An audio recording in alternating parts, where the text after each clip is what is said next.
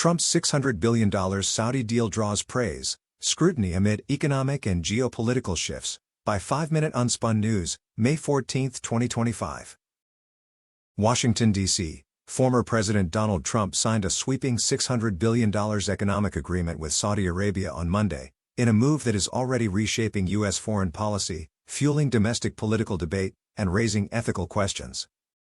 The agreement, part of Trump's 4-day Middle East tour, includes investments in U.S. aerospace, AI chip production, energy infrastructure, and defense sectors. It is being touted by Trump allies as a major win for American industry and a strategic realignment with one of the United States' most influential Gulf allies. The deal is expected to benefit a number of American corporations, including Boeing and several Silicon Valley chipmakers. Economists suggest it could stimulate job creation and capital flow into key U.S. industries, particularly those struggling under global supply chain constraints. It's a massive economic stimulus, potentially larger than any single package signed during Trump's first term, said Dr. Lila Green, a senior fellow at the Brookings Institution. But it also increases U.S. exposure to Saudi financial systems and the oil-based economy, which comes with volatility. For Saudi Arabia, the agreement aligns closely with Crown Prince Mohammed bin Salman's Vision 2030 initiative, a strategic plan to diversify the kingdom's economy beyond oil. Beyond economics, the pact marks a notable shift in global alliances. With Saudi Arabia previously drawing closer to China and Russia in recent years, this deal reasserts American influence in the Gulf. Experts note that the agreement could complicate regional dynamics, especially as Trump has indicated a willingness to lift U.S. sanctions on Syria, potentially softening long-standing U.S. opposition to the Assad regime. This could signal a new Middle East doctrine that prioritizes economic influence over traditional security partnerships and democratic values, said Ambassador Rachel Korn, a former U.S. diplomat in the region. While the deal is being celebrated in pro-Trump circles, it has drawn criticism from ethics watchdogs and members of Congress. The former president's family is reportedly involved in private real estate ventures in both Saudi Arabia and Qatar, raising concerns about conflicts of interest.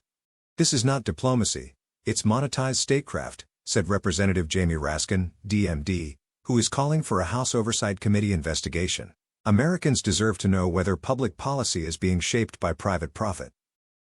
The deal also expands U.S.-Saudi military cooperation, with additional arms sales and possible future joint military ventures. This comes just days after the U.S. concluded its airstrike campaign in Yemen following a ceasefire deal brokered by Oman. Critics argue that deepening defense ties with Saudi Arabia could further embroil the U.S. in regional conflicts, while supporters say it strengthens deterrence against Iran and other adversaries. Public reaction in the U.S. remains sharply divided. Supporters highlight the agreement as a signature America First move with real economic benefits. Detractors view it as a transactional alliance that ignores human rights and ethical governance. With the 2026 midterms looming, the deal is expected to be a flashpoint in campaign rhetoric. Some Democratic challengers are already framing it as emblematic of Trump-style governance, blending business, politics, and diplomacy in ways that blur constitutional lines. Bottom line, Trump's $600 billion deal with Saudi Arabia is already reverberating through Washington and beyond. Whether it will be remembered as a diplomatic masterstroke or an ethical minefield may depend as much on upcoming elections as on outcomes overseas. At the same time, Trump's deepening ties with Gulf powers extend beyond Saudi Arabia. A separate controversy is unfolding over Qatar's offer of a $400 million luxury jet, raising new questions about ethics, security, and the blurred lines between diplomacy and personal benefit. The Trump administration is weighing a $400 million jet gift from Qatar's royal family, pitched as a temporary Air Force One replacement before transfer to Trump's presidential library. While Trump calls it generous, critics cite serious legal, ethical, and security concerns.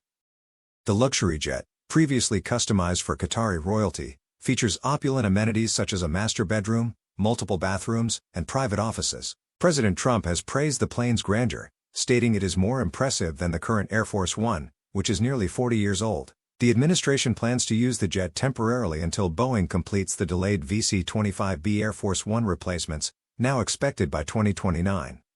Critics argue that accepting such a gift from a foreign government may violate the U.S. Constitution's Emoluments Clause, which prohibits federal officials from receiving gifts from foreign states without congressional approval. Senate Majority Leader Chuck Schumer has vowed to block all Department of Justice nominees until the administration provides full details about the proposed donation.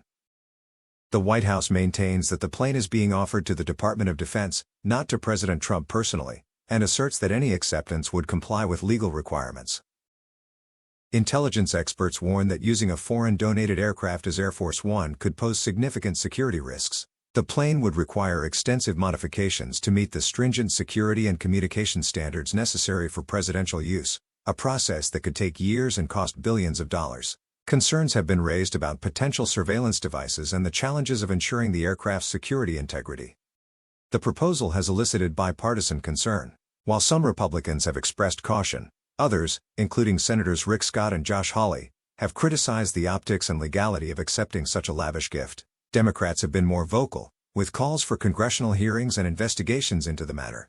Late-night comedians have also weighed in, with Jon Stewart mocking the situation by calling Trump the reverse Oprah and questioning the appropriateness of such a flying palace. As of now, no final decision has been made regarding the acceptance of the aircraft. Legal teams from both the U.S. and Qatar are reviewing the proposal, and the matter remains under consideration. The plane is currently parked in San Antonio, awaiting further developments. Those are your top stories for today's 5-Minute Unpun News. Like and subscribe for 5-Minute News, without spin or bias.